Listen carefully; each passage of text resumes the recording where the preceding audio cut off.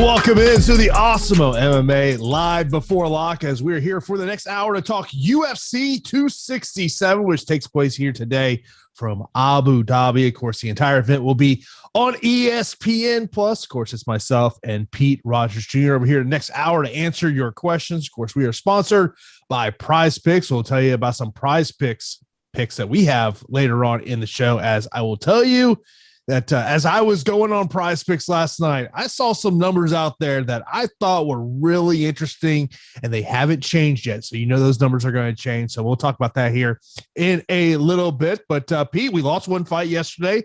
A pretty substantial weight miss of 8 pounds there by Ismagulov. So that fight is off. So we're now down to 14 fights, still a ton of fights that we have here. So, man, we're going to need 6 winners today, Pete. Yeah, of course we are. It's going to be a very interesting slate for sure. And there's something that I brought up to you off air is how talented a lot of these underdogs are. So it wouldn't shock me to see upsets after upsets, given the level of skill for each one of these fights. So if there's a fighter that you like that is the underdog in the matchup, I have absolutely no problem going to it. I can see plenty of salary being left over. I look at this card, Jason, and I want to pose a question to you. How many underdogs do you think come through today? I'm leaning in the 2 or 3 direction. Obviously, it's tough to always put a finger on that number, but I think that's a good starting point. Someone asked me earlier this morning in my office hours channel about top underdogs for me, and really I only came down with 2 underdogs that really stuck out to me. One of them is Janaroba. I think that line is just off a little bit. I actually think she should be the favorite in that matchup. And the other one I'm really looking at is Ricardo Ramos. Ooh, it's a sneaky one, right? Yeah, Ricardo Ramos is another sneaky one. It's tough for me to see these championship fights and to see another high-level mixed martial arts fight between Hooker and Makhachev, and to not think that the underdogs have any chance. Obviously, that I am siding with a lot of the favorites in that matchup, but you talk about a fighter in Corey Sandhagen priced so cheap that is a striker by nature. So if he can keep this fight on the feet, could he potentially work towards a decision victory over Jan, who's going to be the smaller stature fighter here, who could, possibly struggle to get inside? I'm still saying no, but I have some exposure to Sandhagen. Glover Teixeira has been on an absolute roll, and his boxing looks amazing. His combinations and into the takedowns look great. If he can get Jan Blachowicz in, unfamiliar territory on his back, I think he's a very, very interesting underdog as well. I'm obviously worried about his chin issues and getting cracked by the Polish power.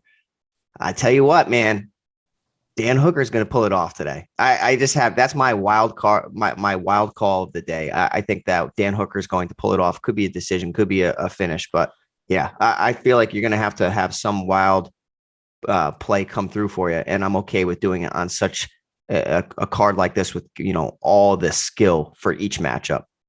Yeah, we'll talk about Hooker here in a moment because I want to get some questions from our premium Discord account that came in last night. And the first one's actually going to be about Dan Hooker. Kind of give my thoughts about that. But of course, as always, appreciate everyone that's tuned in to myself and Pete here live on Awesemo. Of course, be sure to hit that thumbs up button. If you're not subscribed to Awesemo right here on YouTube, you got to do that. We got a ton of great shows for you all day long. Following us at 11 a.m. each time with the college football live before lock show as Ben and Matt will get you ready for today's college football action. And don't forget, 1:30, I'll be back for the NASCAR strategy show as myself and Phil will preview tomorrow's NASCAR race. I do want to let you know today's free premium data and tools over awesemo.com or NBA player projections, NFL Week 8 top stacks, MMA fighter rankings, and NHL player rankings. Of course, always got to check out the free content we have over there with the NBA deeper dive article from Adam Scherer. So be sure to check that out over there as well. I think Tyler's going to be a little busy in the chat this morning. I think Tyler's going to be a little busy over there in the chat. Earn your money, kid. Earn your money.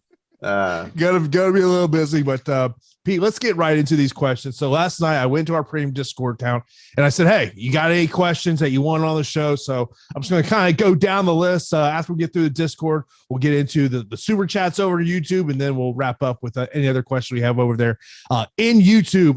First up, Hooker value and the chances he stands against Islam, sleeper of the card. So here's the one thing that, when I was doing some, going deeper dive in last night, on Dan Hooker. And, the one thing that really sticks out to you when you look at his entire run in the UFC has been about the fact of he hasn't fought fighters like Islam Makhachev. And what I mean by that, of fighters that are very much, they are going to be relentless with that takedown.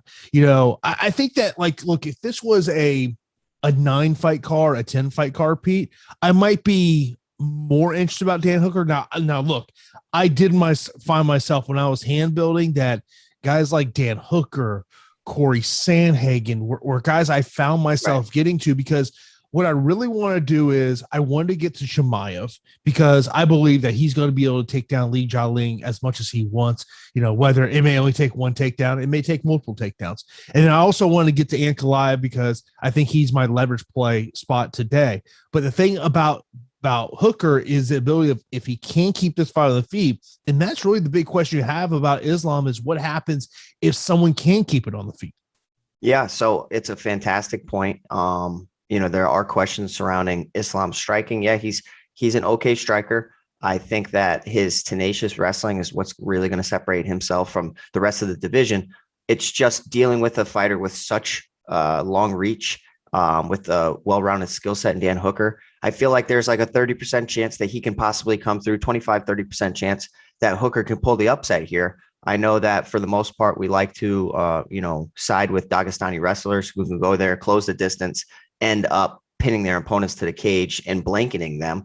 But I think this could end up, being a tricky matchup for Makhachev. And I think that, Hooker can switch stances so well. So if I'm in Hooker's camp, right, we're going to limit kicking as much as we can from, the knee up. Head kicks are okay and calf kicks are okay, because it's going to limit the amount of times that Makhachev can catch your leg. I think that Hooker can switch stances and bury, several calf kicks to make that shot of Makhachev just not really, as strong as it could be when he's fresh. Hooker, he has submission skills. Don't really see him submitting Makhachev unless he hurts him. I can see, Hooker knocking him out. We've seen Makhachev get knocked out in the past. I also can see him just winning a decision and kind of using his length and reach and footwork to his advantage. It's going to be a very, very tough fight. But like I said, I think the line is just a little too wide. And that's why I'm saying, Hooker is one of the best value pieces on this slate. On any given night, he can, shoot up through the rankings and end up, look what he did to Dustin Poirier in that fight. I know that Dustin's not the same type of wrestler, but that fight was insane. And he had many, many moments where it looked like he was possibly close to ending the fight. So I'm okay with getting to Dan Hooker as a long shot play at 6,600. That price is just ridiculous. Next up, we have says, I'm having a hard time picking dogs on FanDuel besides going all the way down to Hooker, St. Denis, or Yazong. Pete seemed to favor the latter, and Ramos or Janaroba Ribas is another decision point that I have. Ricardo Ramos is one of those ones that kind of stick out, just in terms of when we're looking at, say, over on the DraftKings side of the equation, we're looking at fighters who are under 8,000, and we look over to the FanDuel side of the equation who are under $14. Of course, we'll talk about the FanDuel side because we didn't get a chance to talk about FanDuel on the strategy show because salaries were not out over there. Of course, last week, FanDuel did make some changes to the MMA scoring. Takedown fences are no longer a part of the equation over there. So, that I thought it helped make themselves a little bit of a different game over there, but obviously that changes things. When I'm looking at some value plays over there, I understand why you want to go to Dan Hooker at $8. I will tell you this, I was thinking about Marcin Tybura. Then I started watching this video of James Krause basically telling me why Marcin Tybura this is not a good stylistic matchup for him. So I'm kind of off the Marcin Tybura aspect against Alexander Volkov. The Hebos and Janaroa fight, it's $15. I think it's a fight that's likely going to go 15 minutes. So I probably think that's not necessarily a route that I want to go over there. I mentioned about Ramos at $13. The Gazmatov and Zaleski fight, I do not want to go near that fight. Don't trust either one of those guys. In that spot, there's 16 and 14. I do not want to go to Nascimento. Even though Fancy Crunch was trying to tell me to jam him in, I just do not. I'd rather just go $200 less and give me Dan Hooker. Tough for me to trust. On the Zhang and Petrosky fight, I really think it's for you. It's about stopping the takedowns of Petrosky. Yeah. So I really like that matchup for GPPs. I feel like there's going to be a very, very high score for the winner, given the volatility of both of these guys. Petrosky is a phenomenal round one fighter, and round two is where he really starts to taper off. And round one, I think Petrosky can go in there, even at 8,600, and expose the green skill set of Hao Zhang. I really think that's possible. But outside of round one, I worry about him getting cracked, knocked out, and Hao Zhang coming back and ending up pulling off the victory, because he does have really, really good hands, and he does have some wrestling background, but it's mostly upper body. So if I was in Petrosky's corner, I would be saying, let's go to the single leg to really eliminate that upper body, attack from Hao Zhang, or where Yao Zhang can really stifle your offense. So Yao Zhang needs to basically just weather the early storm and try to expose Petrosky's chin and his striking. It's going to be tough. I have exposure to both of them. I think Petrosky 8,600 will probably be pretty damn popular. But as far as underdogs, a lot of people think that, the championship fights and the main, the fights on the main card, that a lot of these underdogs don't have much of a chance. And I think that's going to make Yao Zhang pretty popular.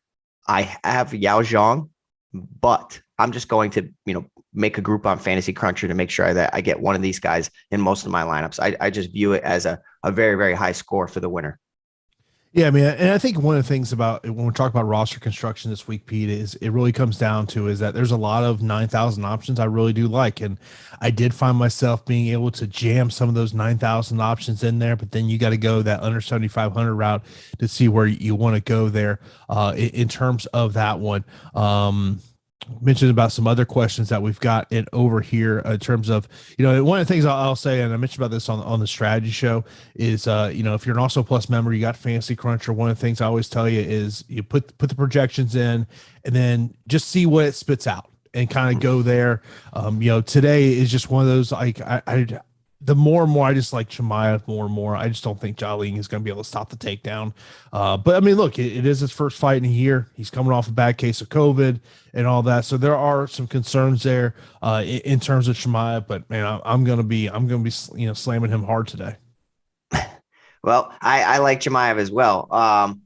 I think that I do have some concerns just because of the inactivity of late, the fact that he had struggled with COVID, the fact that he pulled the Daniel Cormier at the weigh-ins and initially missed weight and then was able to make it after another hour. It's not really making me worry too much, but I feel like this could be a nice maturity point for Chimaev, where he's able to get some more rounds and some more experience, because that's what you want. You want him to go on there. Yeah, it's cool to just run right through people, but we have questions and we want to see him in rounds, 2 and 3 consistently to see how is this gas tank? Is he going to be able to contend for the title one day? I do think that in 2 years he will be the champ of the division. Hopefully my hopes for him aren't too high, but at 9,500, it's a case of where he's so expensive. A lot of people will get to him, but probably not enough. Whereas Mason Jones last week, right? He was so expensive. A lot of people wanted to pivot to the other options, including myself, but it's almost like we should take a stronger stand on some of these really, really expensive fighters, where it's like, okay, 70% of the field isn't comfortable rostering the best play on the entire slate. I should probably have a little bit more. And of course, Mason Jones last week ended up being an optimal play over there against David Unama. Of course, when you want to get access to all the great premium tools and data over at Awesemo.com, you want to sign up for an Awesemo weekly pass, which you get that for $29.95, gives you full access to all the great premium tools and data we have over at Awesemo.com. Ownership rankings, ownership projections, rankings, and so much more. Of course, you want to take advantage of the promo we got going on right now. If you're a new user of Also Plus Platinum, be sure to use the promo code MMA Live Before Lock. That's all one word, all caps, MMA Live Before Lock, to get 25% off your first week of Awesemo Plus Platinum. And if you're just looking for an Awesemo Plus MMA package, you can get a weekly package as low as $2.95. Stop guessing, start winning. Join Awesemo Plus today. When you're an Awesemo Plus member, one of the things I always tell you want to check out is that Top Fire tool. Can really help you out in developing those lineups. Let's switch to another question we got from one of our subscribers. Says thoughts on Dos Santos and St. Denis. Seeing Dos Santos very popular over on FanDuel. I really like Zaleski Dos Santos, and the reason I do is I think it's a massive step up in competition for his opponent, St. Denis. $8,500. I like the salary. I wish he was just a little bit cheaper because I would be all over it. And I am still rostering Zaleski dos Santos pretty heavily. I think he has, jiu-jitsu to somewhat stifle the offense of Saint Denis. He's definitely the better striker of the two.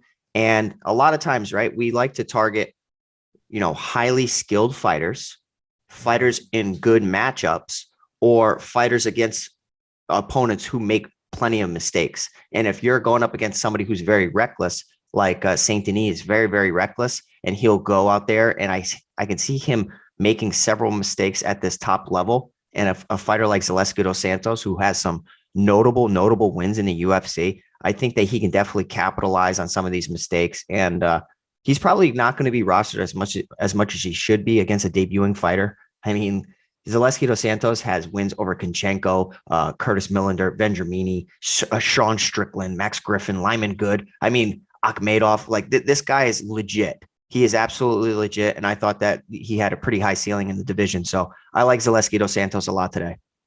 Next question we have is a FanDuel cash question, which I'm going to tell you it's a very easy answer for me. One side of the equation is Ricardo Ramos and Dan Hooker. The other side of the equation is Mihail and Nascimento. Yes, give me the Ramos and Hooker side all day long. Yeah. The Nascimento for me, I think it's a little bit of a reach for a debuting fighter against a Dagestani, wrestler. A phenomenal wrestler with decent striking. I think Ulanbakov's going to win this fight however he chooses.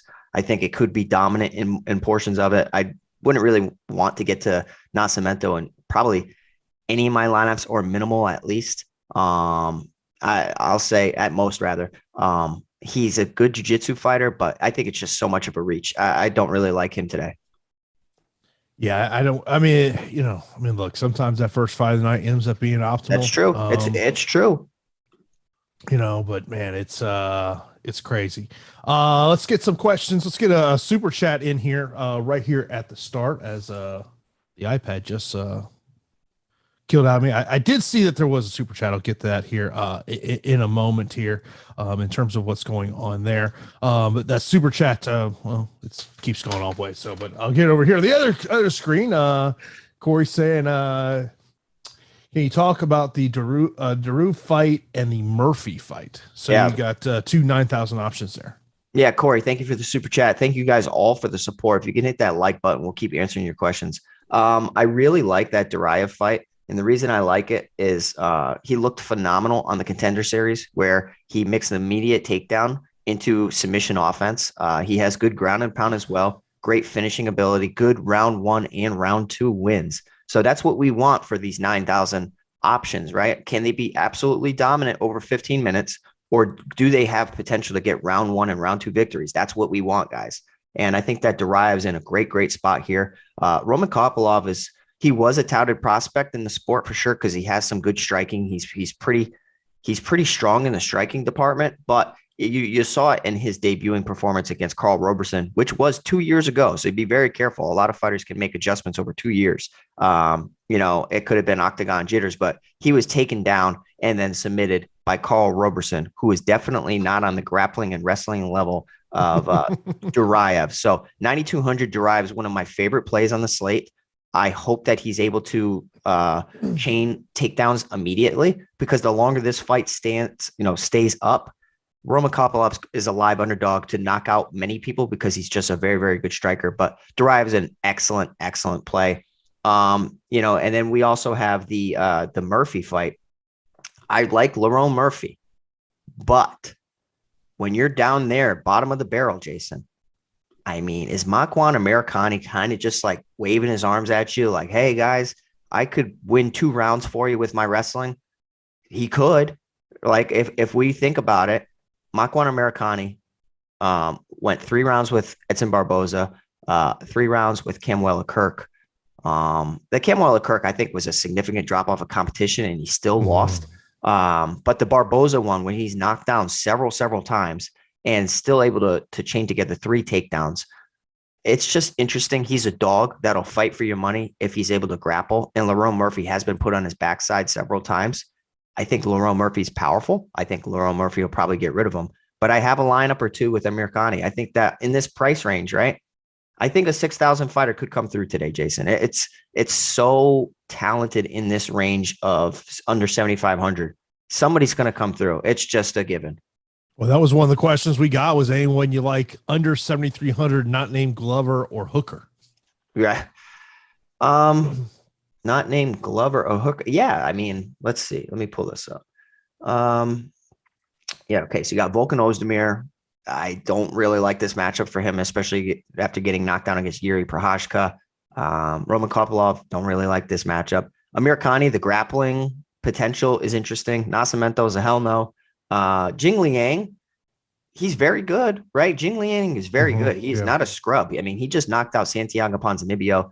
He's knocked out Zaleski dos Santos. He has wins over plenty of people, and he's tough to put away at times if you don't submit him. I think that a fighter like Chimaev can have his way with them, but there are question marks. So Jing Liang is a fighter to always be a little bit overweight on, given his skill set. He's 18-6. He's very, very good. I just don't like this matchup for him. Next up says, what are the 3 fighters you are most confident in? Doesn't matter on price or anything. I would look at, to me, Chimaev would be my number 1. My number 2 would probably be Ankalaev. Okay. Number 3 would be Jan Blachowicz. Are you ready for mine?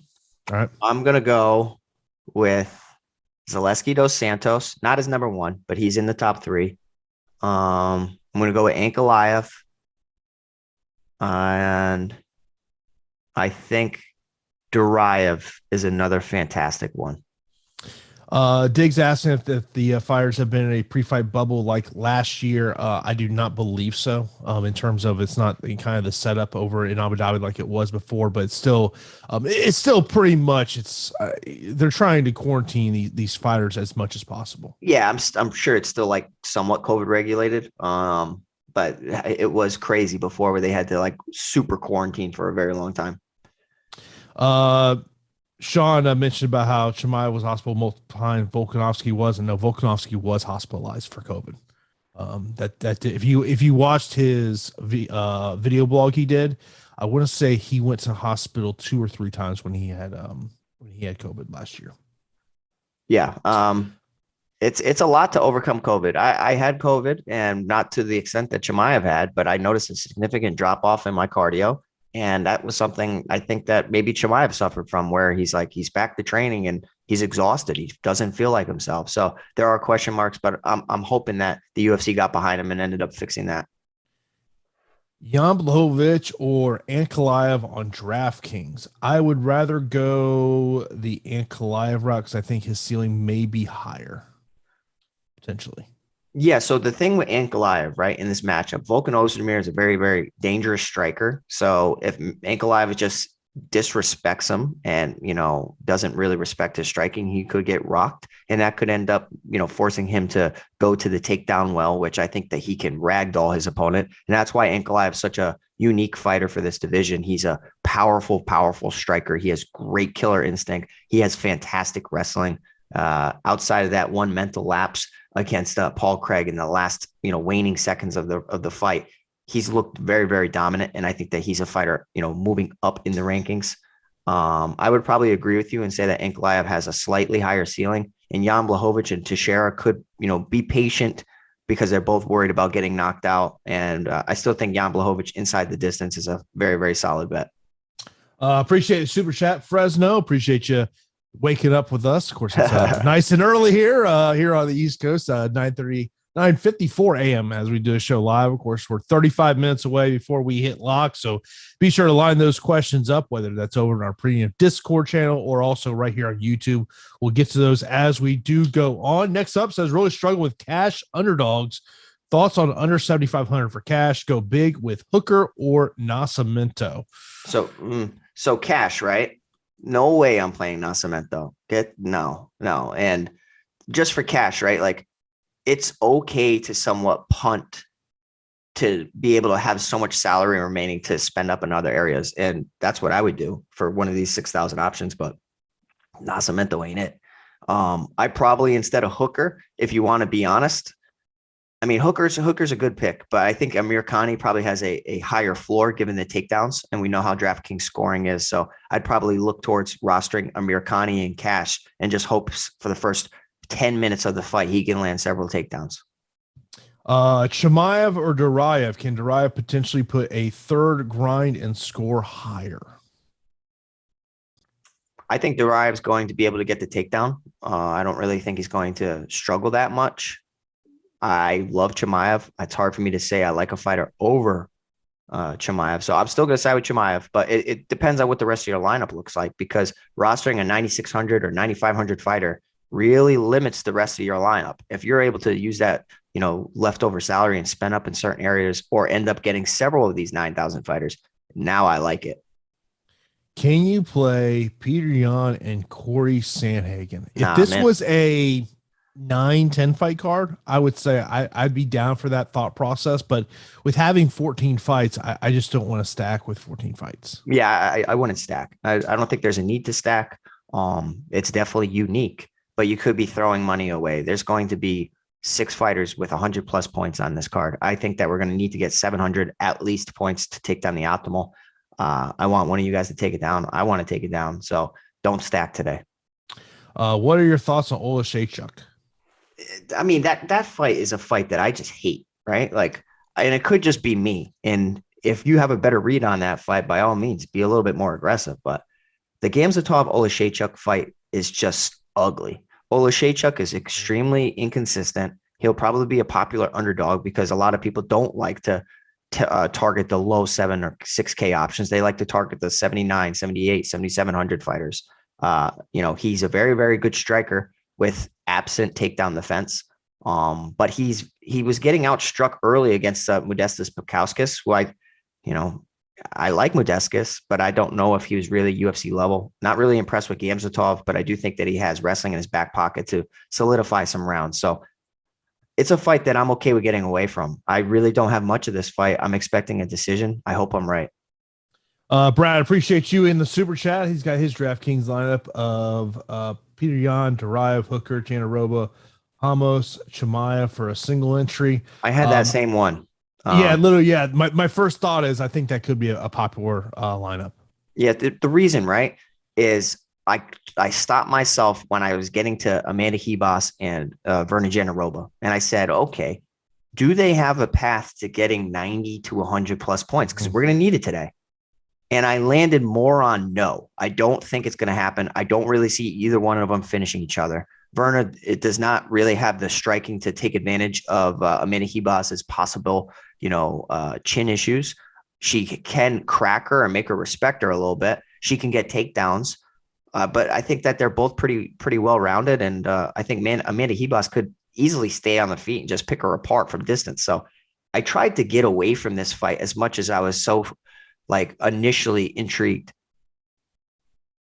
Next up, thoughts on Dos Santos as MVP FanDuel. I like that thought process there because it's not hard to figure out who is going to be the fighters that people are going to turn to. I mean, just look at all your top end options. Those are your Chimaevs, your Jan Blachowicz. I don't really like Islam Makhachev as an MVP. I think there's much better options over there if you're looking at those high priced options. So I think if you're looking to get out of that $20 and up options, I think there's several fighters to look at. I don't mind that Dos Santos play. I think it's a nice contrarian play. I wish you were able to get takedowns defended, because I thought oh damn, that's super, super sneaky. And, because his opponent is going to be looking to, take him down immediately. I think that Saint Denis is aggressive. And like I said, aggressiveness makes, usually leads to mistakes. So I like Zaleski to capitalize on these mistakes today. I just hope he doesn't get outpaced and outworked. That's my one concern.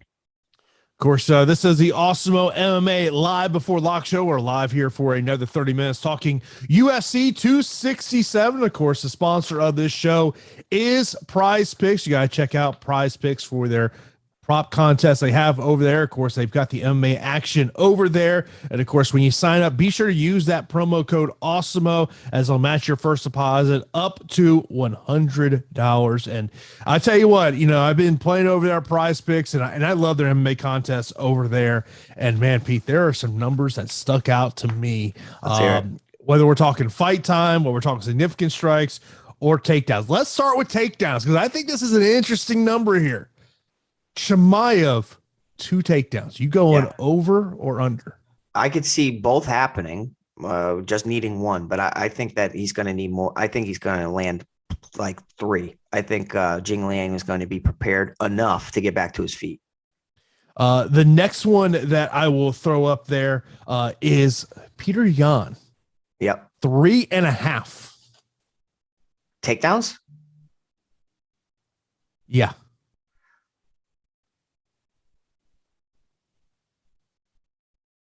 I'm going to say I'll say more, but I don't think it's by much. Yeah, that's a good number there. Let's go over to significant strikes. Mm-hmm. The one that I think I'm going under on is Amanda Hebos, 70.5 significant strikes landed. I'm torn on this. Like you mentioned it, and I thought it was going to be some like astronomical number. She's going to probably want to keep the fight on the feet. I think Verna Jandiroba will probably have the edge in the jiu-jitsu department, and avoid danger as much as you can. Keep it on the feet. I know you just got knocked out, but she is a talented striker, and I think that she could make Verna Jandiroba look somewhat like a beginner in moments on the feet. Yeah, I don't know, man. I think I would probably just avoid that. I think I'd go over. I think I'd have to disagree. We'll see though. There is a significant strikes that I like going over on. All right, that's Alexander Volkov at 49.5. Yeah, what is that? What's he gonna hit him? I think that's a bad number. Prize Picks. I think that's a bad number. I mean, he could hit him with a 2-piece, and then it could be over. Marcin Tybura used to not wear damage well. He's looked excellent of late, on a hell of a run. I think that he's just met his match here against Volkov, who is a much taller, longer fighter who could pick him apart from distance and keep the fight on the feet. I like the over on that. Now fight time, I found 2 that I want to go under on. Okay. And that's under on Chimaev at 7.5 minutes and Ankalaev under at 11 minutes. Yeah. Okay. I agree with the Ankalaev under 11 minutes. Yeah, I think that Ozdemir is going to take some shots and either get submitted or knocked out. He's been finished quite a few times in his career. The Chimaev one's interesting because do we see a more calculated approach? Do we see a hampered gas tank? I would say probably not, but I'd be careful with that one. Be sure to check out Prize Picks to see it there on the screen. Be sure to use that promo code Awesemo, as they'll match your first deposit of up to $100. Let's get back to the questions. Teixeira or Sandhagen? I'd rather go the Sandhagen than the Teixeira route. Teixeira or Sandhagen?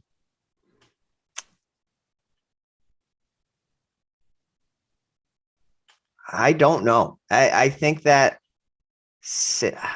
I will say Teixeira. I really will. Is having 2 6,000 fighters too risky? I say no. Yes. I say no. I have that. Who's your second one? Don't worry about it. No, no. I have lineups with let me see. Let me see the salaries. I have Amir Khani and Hooker in a couple, just because I think it's interesting. You're giving away my sweet sauce right here. I thought I was wondering if you were going to say Nascimento. I was like, whoa. No. You hit me up last night and said, dude, I'm getting to a ton of Nascimento. I said, bro, go to bed. I don't know what the hell. Cruncher was giving me a ton of Nascimento. Okay. I did not want a ton of Nascimento. Cruncher was giving me some Nascimento. Okay. Which I mean, look, it's obviously that's become the equation of fitting fighters in salary wise based on my projections. Yeah, agreed. But I just think like 6,000 for some of these fighters is just so cheap. Yeah, no, I get you. On FanDuel, I was thinking about building my lineup around Chimaev and Peter Yan. Is that a good idea? I don't mind that. I love it. I have that in several lineups. I think it's a nice starting point. Spending up, Chimaev could I think there's so much potential with him, right? if Jing Liang's able to survive longer, we could see an elevated score total. It's just if this gets out of the second round, now you start losing points. Who is not going the distance? I look at Chimaev, Jaling, Ankalaev, Ozdemir, Duraev, Kopilov, Dos Santos, Denis. I think Petrosky, Azong. Yeah. Those I think that's the one that stick out to me. The Petrosky one really sticks out. I can't see that really going 15. Yeah. Favorite MVP on FanDuel and cheap play. Thanks for everything you guys do. Appreciate that, or Spencer. In terms of over on FanDuel as an MVP play, you know, I mean, look, there's some that to me I think are easy to go with. I mean, Chimaev would be the easy route to go with there. But you know, probably I think Peter Yan. I really like Peter Yan. Yeah. There's so many points. It's like points galore. It's like you know, he can get takedowns.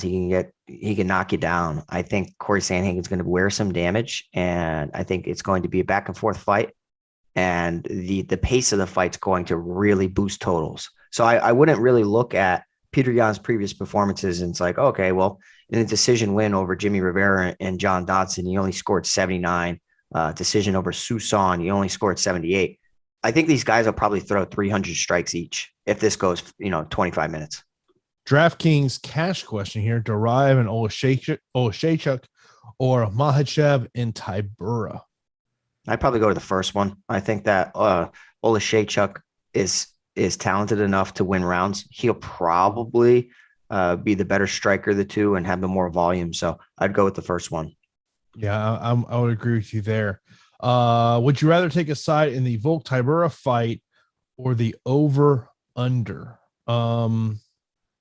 I'd probably rather take a side as opposed to over under. If you told me I had to go over under on that fight, I'd probably say over 2.5 on that one. Mm-hmm. Yeah. So the thing with Volkov is he has the skills and the power and precision to knock people out, but his patience sometimes is his priority. He'll be patient, which is it really shows how mature he is in this game. And if he's able to just pick you apart for the course of 15 minutes, he will do that. It's just a matter of if Tybura can, take the damage. I actually see that going the distance. I think Volkov's going to win a decision. Yan and Chimaev, meaning Peter Yan, not Jan Blachowicz, Peter Yan and Chimaev, or Ankalaev and Duraev on DraftKings. That's an interesting one of the other combinations. Like that to me is who you're starting your lineup with. I would make two lineups. You can't go wrong with either one of those combinations. I feel like the ceiling may be higher with Peter Yan because of, could be just massive takedowns and control time, strikes on the ground. I think that's something to look at in terms of that one. But look, all four of those fighters are fighters. You are going to have a high percentage of getting 100 plus points. Yeah, I would just make two lineups, and both of those combinations sound great.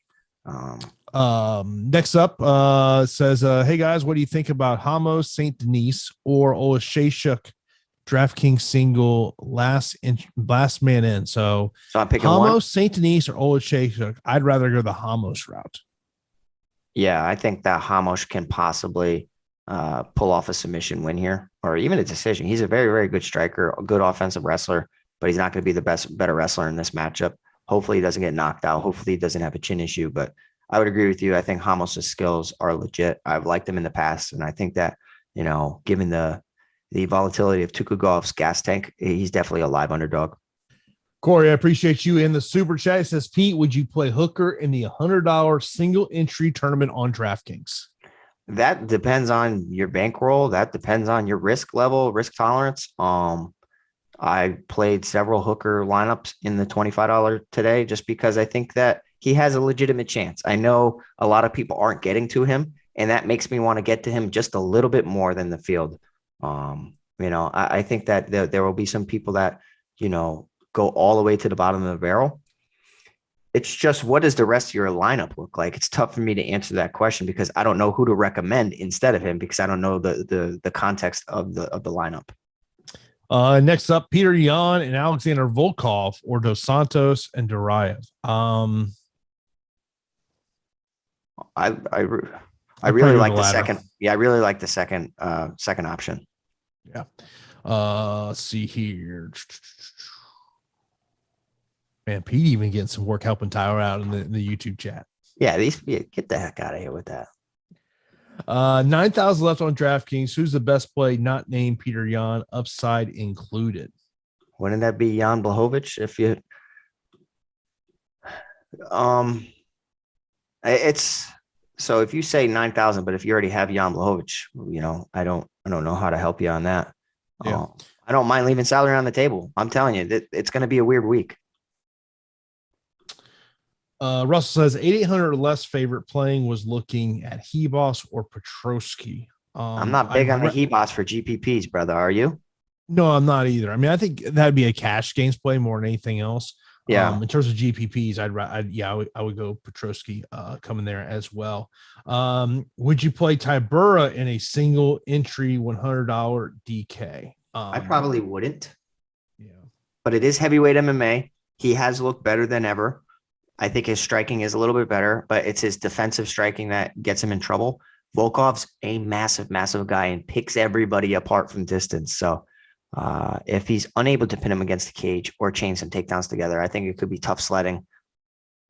I don't mind it, but I would say no. Me personally, I wouldn't. I know we always talk about who the fighter we're not talking about. Yeah. And I will say this. I think it's a very it's a high salary fighter we're not talking about, and it's in the very first fight of the night. Ulanbekov, baby. Yeah. I think that's the fighter we're not talking about. I love him. And the reason I love him is I like to look at, when I build my core, who has a great opportunity to be dominant. Like I say, don't try to project points. Try to predict outcomes or what you think is going to happen. And I think that he has all the skills and everything in his side to really make this a dominant performance. What he has going against them is his weight class. Don't really have the best finishes in that weight class. His lack of killer instinct. But at 9,400, if he's able to chain together multiple takedowns, finishes happen. You don't know how Nascimento is going to handle his debut. He could get, mentally broken within one round, quit on a stool, and we have a huge elevated total for Ulanbekov. Some other fighters we're not talking about, right? Let's see it. Haven't really talked about Khamzatov. Haven't really talked about Tukagov. Khamzatov, if he mixes in wrestling, I think he's interesting. Could be lost, in the shuffle. Olashechuk's going to be a popular underdog. Tukagov has power, and has good wrestling, but he struggles to make weight. You saw on the scale yesterday where he was so relieved to make weight, and his volume's just so bad. I mean, indecision wins, Jason, 35, landed 35 significant strikes, 22, 29, 21. Man, it's very, very low floor for Tukagov. I got an over-under for you about the broadcast today. All right, let me hear it. Over-under how many times UFC will show Hasbulla? 3. Really? You think they're going to do that? Oh, I think they're going to show him a ton, especially during the Makhachev and Hooker fight. Really? Him and Makhachev go back years. No, I think it's cool. Know each other. I want to say, I believe the story is they were like neighbors. Oh, well, I mean, I don't know. I mean, who knows? They might. I loved how Abdul, the other guy, was, he's on Dan Hooker's side. And I thought Dan Hooker handled that entire situation pretty awesome. We got Corey in Super Chat saying, rest of my lineup is Amir Khani, Chimaev, Duraev, Volkov, and Yan. I asked about Hooker, $100 single entry. I don't mind it, brother. I really don't mind it. It's risky. But pairing Amir Khani and Hooker, that's a volatile lineup. But you probably have a great path to a ton of points, given all those high salary fighters in Chimaev, Duraev, Volkov, and Yan. You just need Amir Khani and Hooker to just do just enough, but it's risky. And Tyler in the back of the house here. He's working early here in the morning. Working early with the chat over there. By the way, the fights start here in 15 minutes from now on ESPN Plus. The entire card is on ESPN Plus. So if you're an ESPN Plus member, you do have it there. I know I'm seeing a lot of questions about Jan Blachowicz and cash. I love him as a cash play. Can my CT guy, Glover Teixeira, pull off the upset today, Jason? How does he do it? I think he's got to grind Blachowicz up against the fence, use his grappling. I don't think it's a fight that he can play out at range. I just think he has to close the distance. Also, we got to note, bigger cage here. You got the 30-foot cage, not the 25-footer that we see at the Apex. Do you remember when Blachowicz blitzed Thiago Santos and blitzed him with a combination, and Thiago Santos stepped back with a check left hook and crashed Blachowicz to the mat and then finished him with ground and pound? Glover's got some pop. Glover's got amazing boxing. Okay. Something mentioned about these two guys. Okay. As much as we're in a game about trash talk, did you see the video yesterday where it's Glover's birthday and Jan Blachowicz gives him a Polish beer? Yeah, it's awesome. I like stuff like that. I mean, well, there's a time for animosity and there's a time for respect. And both of these gentlemen respect the hell out of each other. So there was a clip from Embedded of apparently they're just following these guys into the bathroom. And so Glover is clearly going to the bathroom as Jan's washing his hands, and Jan's talking about how he's going to give him a gift. This is before he gives him a beer. And Glover's like, "You gift me the belt, right?" He's like, no. I like but that. Like it just shows this sport of how we can have great sportsmanship that doesn't have to be all about trash talk. And I just thought that scene was really cool to just see, like, hey, happy birthday. I brought you a beer from my hometown. Yeah, that's pretty dope. That's pretty cool.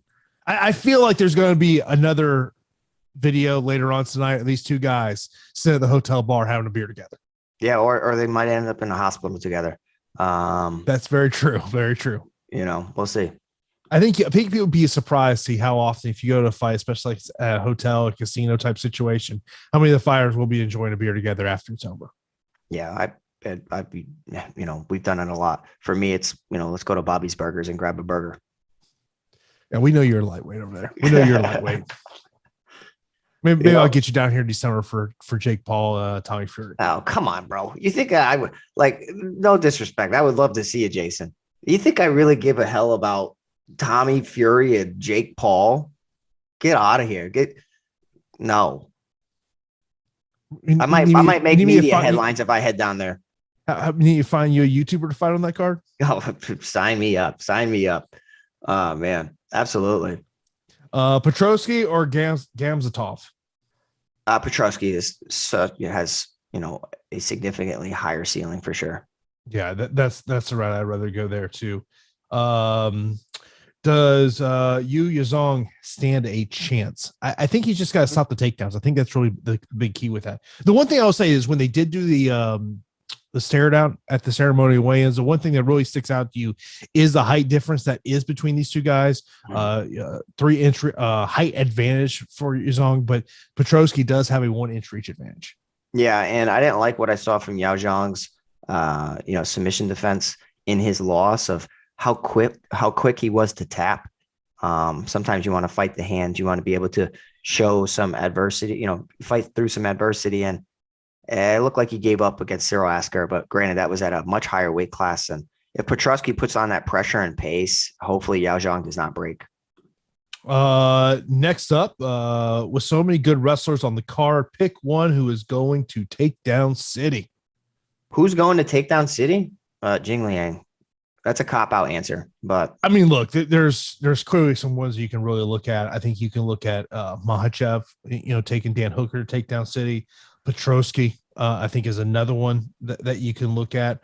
Duraev, I think, is going to take his opponent to take down City. I wonder if Ankalaev tries to do it against Ozdemir. Doesn't easiest path, right? I mean, look what DC did. He said, "I am not standing with Volkan.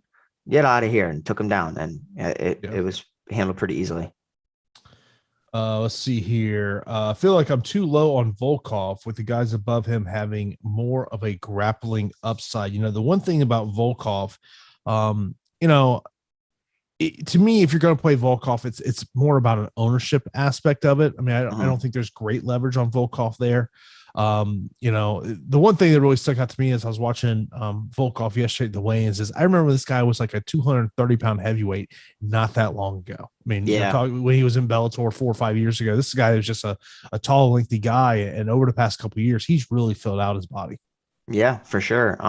You can go back in Volkov's career, and he has plenty of finishes, but he's also, a lot of fighters have gone the distance with him as well. I mean, Johnson, Nelson, 69 points, 80 points. Greg Hardy was able to survive the striking onslaught of Alexander Volkov. So let's give Tybura some credit. He's patched some holes. I still think that he is susceptible to getting knocked out here, but I'm picking Volkov to win via decision. Of course, this is the Also MMA live before lock show. We got 10 minutes here before we hit lock. Of course, do want to tell you, if you're looking to place a bet on the fights and you want to see who's got the best lines, you got to check out Odd Shopper over at awesemo.com. As, of course, shopping for the odds is part of what you want to find. That best line that is out there, and we make it so easy for you where you can check out Odd Shopper in terms of where the best lines are at. I will tell you, found some prop bets, Pete, that I really like. Over 2.5 on Jan and Glover, -125. Makhachev via decision, +140. Chimaev via TKO KO, +140. Ramos via decision, +300. Interesting. Very, very interesting. Yeah, I'll tell you what, man. I love betting on sports now. Like, this is really, really fun. And I'll be able to sit there with my coffee and my breakfast and live bet. If you're not live betting MMA, what I would suggest is notice when momentum swings in a fight. Also pick up on physical cues. Notice when a fighter is exhausted, and you can start to see, well, is their opponent exhausted or are they fresh? If you think fighters can make adjustments, if you notice a fighter's getting desperate. So that's what I'm saying. Like, live betting MMA is like free money. It really is. It's so fun. Also betting before the fight and trying different props is also a very, very fun way to win some money. So, explore your options and sit there and enjoy the fights.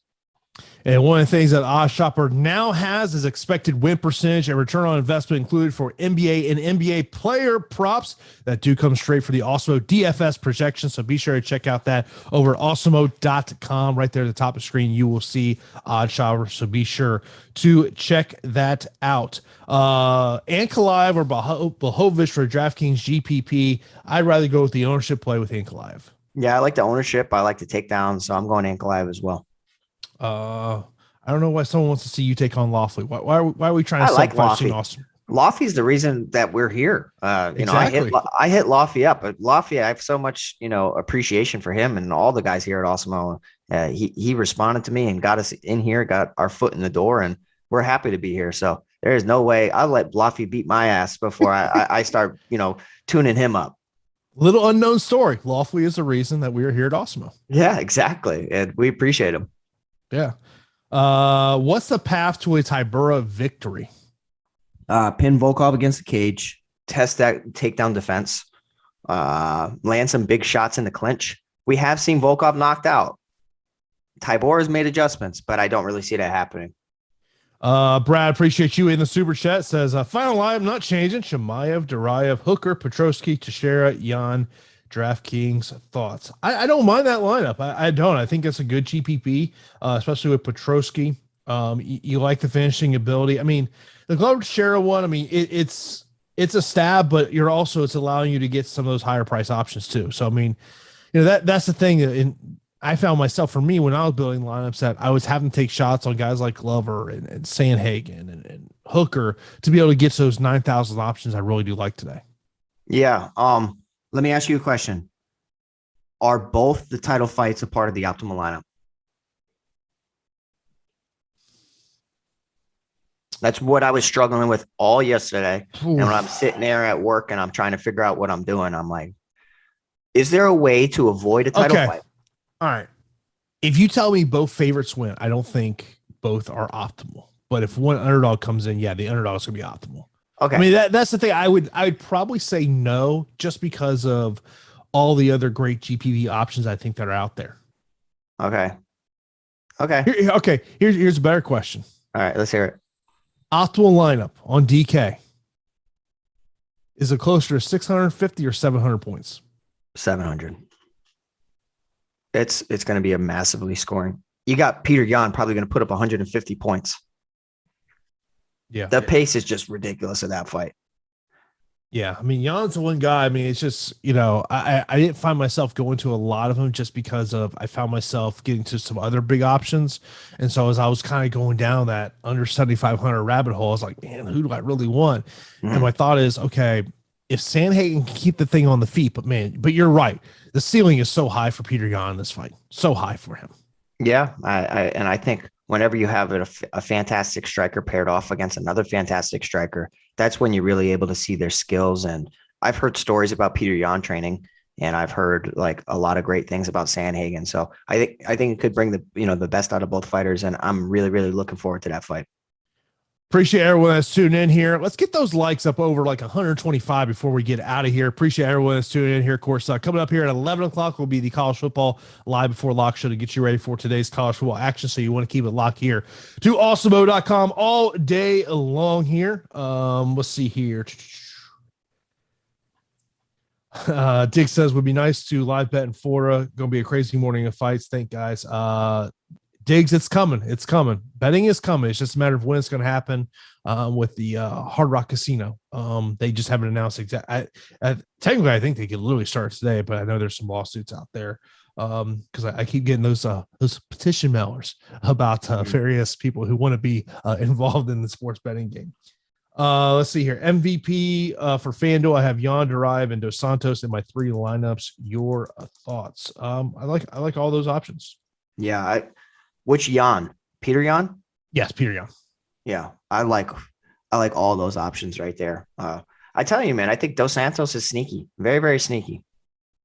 Next up, Tyburo, Sandhagen, DraftKings, GPP. I'm gonna go Sandhagen.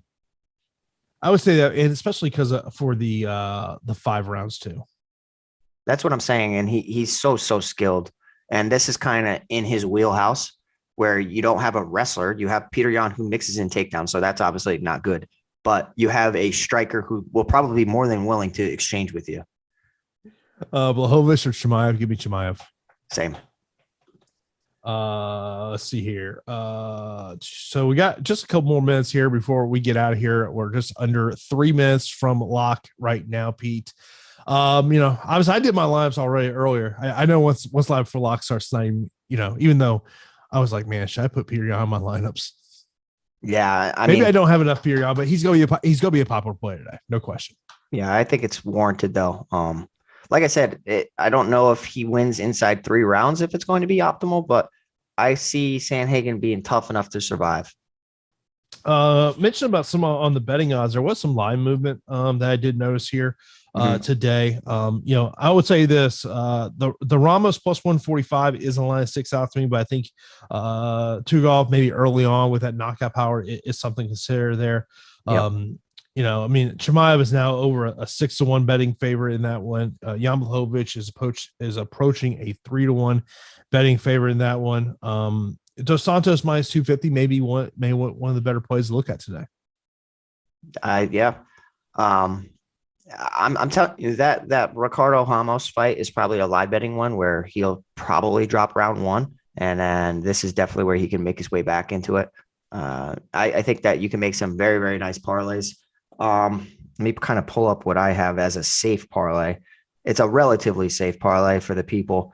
I think that you can go with Ulambakov, Chimaev, and Duraev. It doesn't give you the best odds, but those are 3 pieces that I really like, and I feel pretty confident that they all come through.